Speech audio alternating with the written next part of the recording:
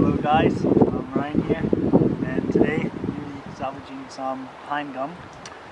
This right here is the pine gum material, pink, white, resinous type stuff that the tree produces when it's got a little bit of an injury. It's kind of like it produces an antibacterial and antiviral material that protects the tree from infection.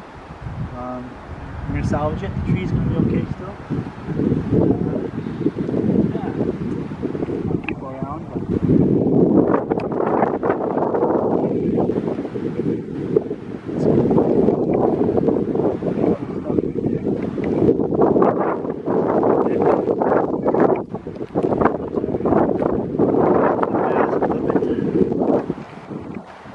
it's nice and piney. It's a nice piney salve material. Whoa, wow. You really hit the jackpot on this one. This tree must have had a decent injury on it. Holy hell, look at all this. There's more than I thought. I'm just gonna have to process some of this later. That's all. Oh, Jesus. It's got some wood chunks in it and whatnot.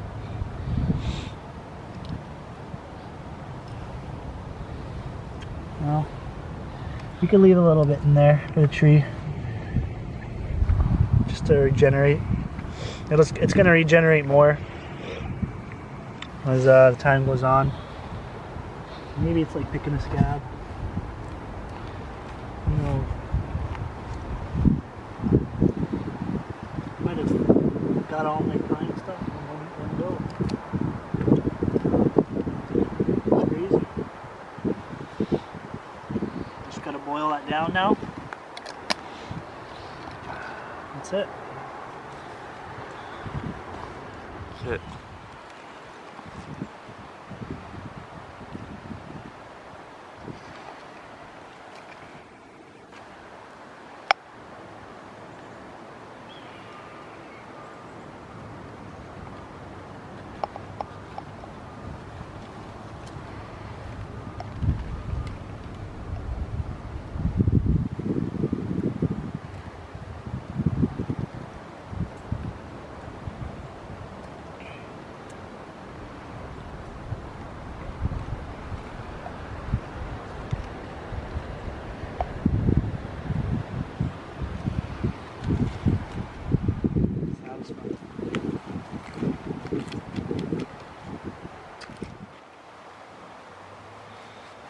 I'm not quite good enough yet for that, perhaps.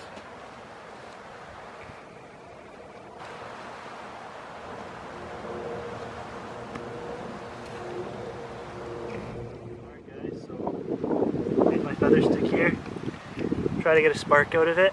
I mean, obviously you could use a lighter, it'd be easier, but yeah, it's for the challenge. We have our gum here, some of our pine and spruce gum we collected earlier, and we're making a little torch. Check that baby out. So this stuff is highly flammable, very good for getting your fire starting. You can make them very small like this. We're not going to get a crazy fire going today, it's just for the demo. See what happens. Let's try. A little windy out. Here we go.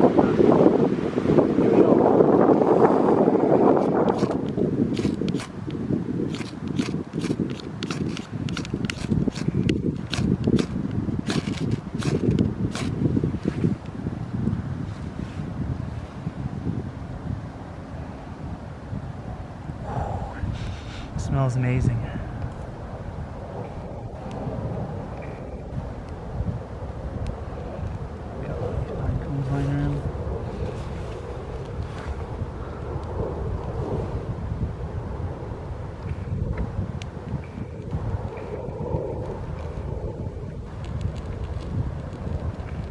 It's an amazing fire starter, guys.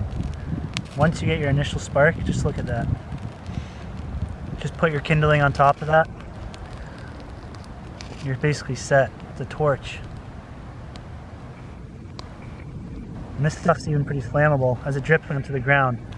You're basically set for a fire once you get this stuff going. gonna have to put this out because I don't want this fire to get too big. But yeah, good demonstration for you guys. I enjoyed that. Show them how you put it out. Simple. Blow it out. Alright, hey guys, so as I was just out scavenging. Yeah, some pine sap, and I was using my Mora knife here to do it, and it got really gunked up. Yeah, I got really gunked up salvaging that sticky salve. So obviously you don't want your knife to be gunked up. You want to cut meat with this. I want to, I want to whittle. I want to do cool shit. So a good way to get the gunk off after you've salvaged that stuff is I've been having some luck with this paint thinner. Might be bad for the knife, I don't know, but it does the trick. It moves degreasing and grime, glues. So let's give it a try. There's a lot of gunk on this one right now. So just take a little rag, just a little drop. Nothing extensive. Swish it around a bit. You might want to wash your knife if you're going to plan to cut food with this after too, because yeah, this stuff is toxic and you don't want to poison yourself or nothing out there. But yeah, you just give it a little rub. Careful that you're not, this could probably cut through the rag. You could probably cut your finger off. Cut your finger pretty deep still, but hey, the good news is we have our pine salve now, so we could heal wounds pretty easily. I'm just kidding, guys. Don't want to cut yourself still. Safe practices. Can't get the shit off the tip here. It's alright. Takes a little bit of elbow grease, but basically got the finished product here now. And let's get the good lighting here. But look at that. It's basically brand spanking new. Got some scratches there. It's pretty sharp. Nice and clean now. It's a good idea to carry that with you. If you're planning to salvage sticky pine sap with your knife that you plan to use. It was a good day. Enjoyed it.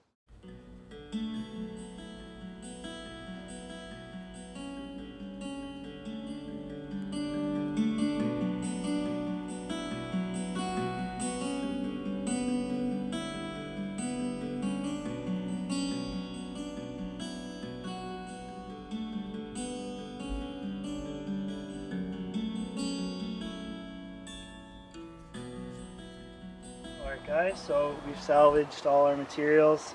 We've got the pine gum, a little bit of olive oil. We got some coconut oil and our beeswax, and our old tin that we're going to put the salve in. It's going to be nice and presentable, hopefully look good. This is the first time doing this for me.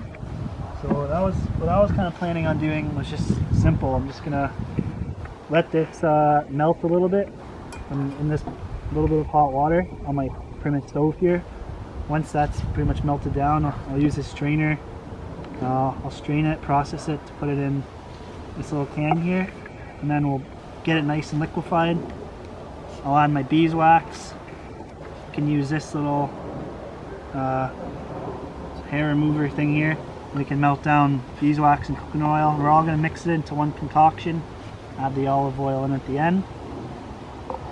So without further ado, let's get the stove fired up. And of course, can't do this without using our handy dandy flint and steel. It's really windy out, so I hope this works out.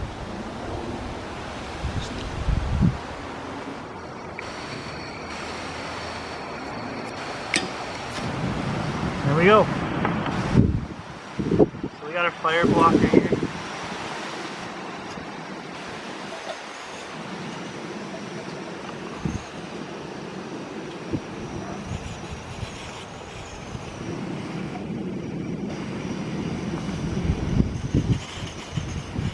Really struggling in the wind right now. You can move it down even on the ground. Think so? Might be an option. See if this does.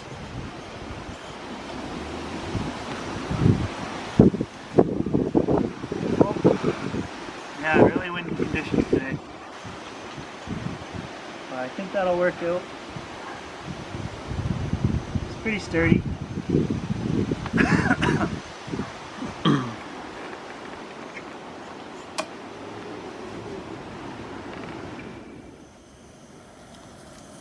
Alright, salve is going pretty good. It's in the hot water right now. Honestly, don't know if it's gonna work out. This is the way I saw it done.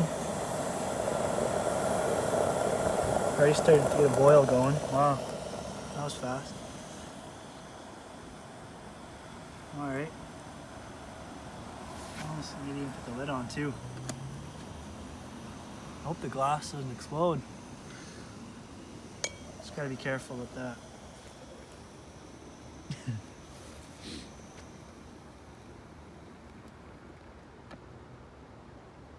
Well, the water's pretty much hot now. Which is all I needed it to be. So it's gonna be a little bit hot probably. So I just gotta be careful with my hands. Put some gloves on. Should be fine. Move this back up here now. Out of the wind. Using my backpack as a little bit of a wind cover. Little JanSport backpack, you know. Who knew that JanSport could take you out into the woods? I always used it for school. Alright, safety's number one here. Oh, look at that. We can get some footage in there. Looks like it's already kind of melting down right now. Look at that. Oh man, that looks like a slug or something in there. Look at that. Holy crap, we should save him. I think she might. It's a good idea. We should save this little bugger. Do you got a stick or anything? That's what we should get. I'll go get a stick. It's like a little pine slug or something. Living in the pine cell. That's crazy.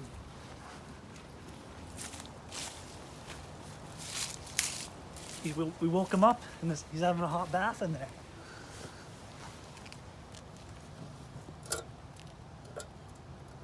It's a little parasite, guys.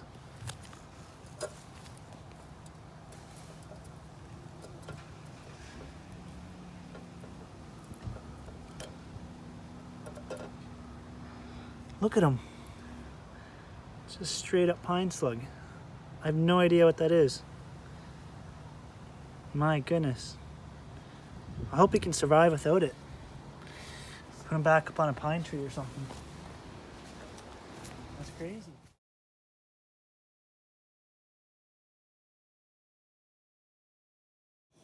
Look at that. A lot of hard shit in there. Dude, that pine slug was hilarious. Like hard gunk in this stuff.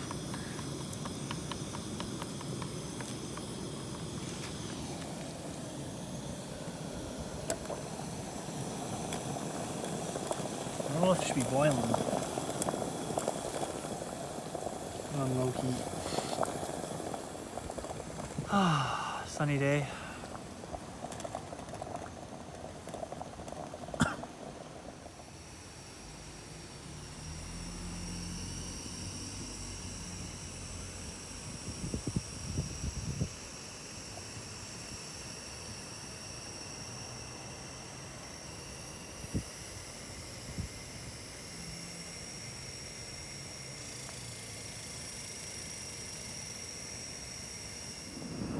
So now we've got beeswax going.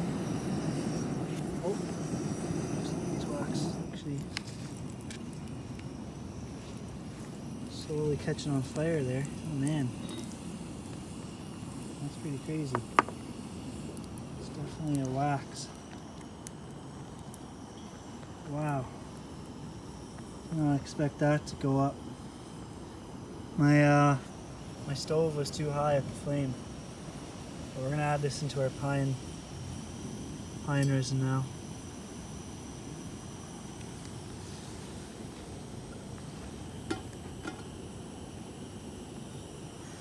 Man, caught fire pretty good.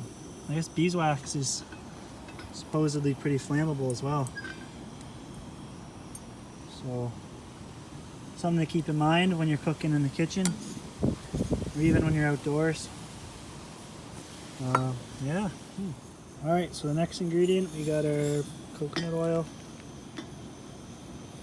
And yeah, it's good to wear gloves because look at, you just get super sticky and full of grime. Yeah, it was yeah, it's good to keep in mind as well that the coconut oil and the beeswax is gonna take a lot less time to kind of cook than your pine resin. So this stuff will take like literally 30 seconds to do. And I've just kind of been adding it all in to the pine resin here. And I'm gonna reboil this. So this is like the mixture right now. It's kind of hard to see with the lighting. But yeah, this is good to add in now. Our third ingredient.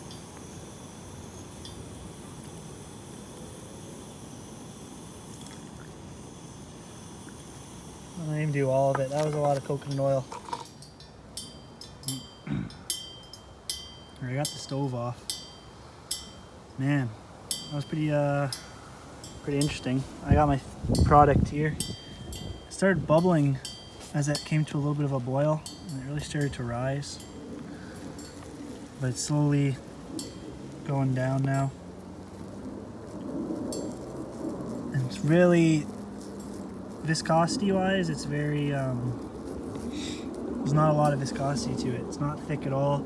Well, I have all three of the ingredients in there. It's different color now. It's like a white colored, which is good. I think I want it to be white like that. Feels good. I'm gonna add my olive oil. A little dash of olive oil to it. Yeah, something to keep in mind too is like getting the pine sap on your hands. Just be careful when you're around the flame of the stove because yeah, it's flammable and you can catch fire. It will not be ideal.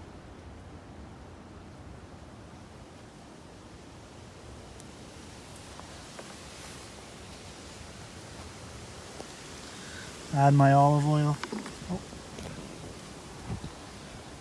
And it's starting to really settle now. So this is good. What I'm gonna want to do now is transport it into my tin here for the finished product. There's an old Tiger Balm. Really good product. Cleaned it out. Use my my resin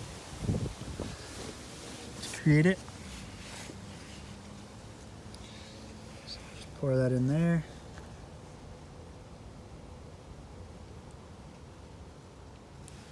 Whew.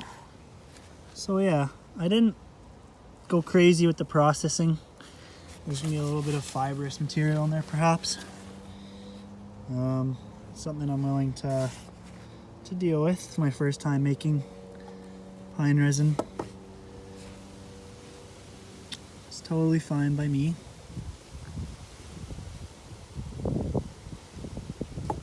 Yeah, it's medicinal at the end of the day. It's medicinal resin I'm going to use for, you know, lip balm, maybe cuts, antiseptic, skin issues. You know, I could probably take some of the little things out like this, little pine driblets in there. So yeah, it's pretty nice. We'll let this dry and see what the finished product looks like.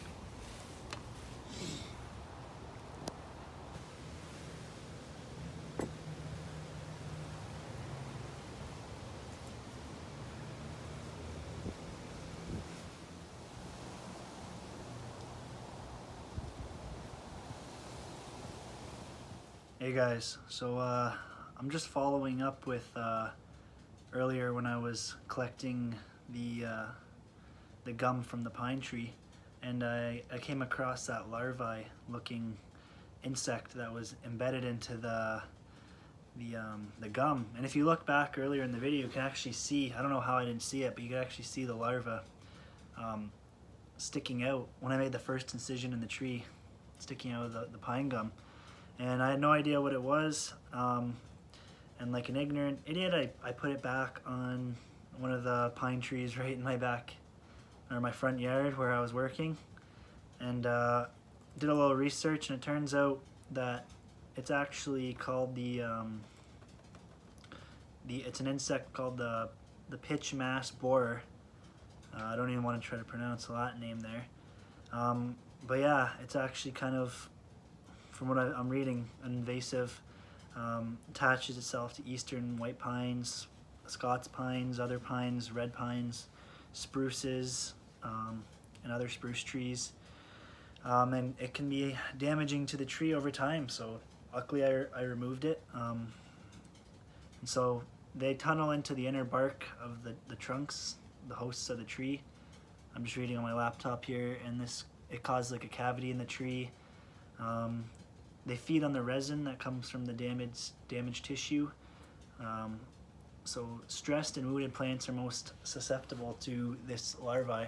And remember earlier when I said that resin on the tree is actually the cause of a wounded tree trying to protect itself, just like we'd kind of do with any scab. So this is really interesting stuff that I just came across. And they're basically a moth. When I caught it, it was in its the early stage here. It kind of goes through the life cycle here. It's explaining the seasons.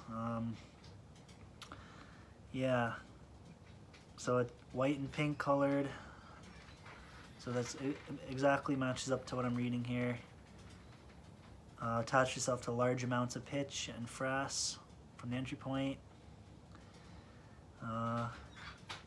Yeah, and its life cycle is about 2 or 3 years, so I guess it turns into some kind of moth later on, maybe in the summer.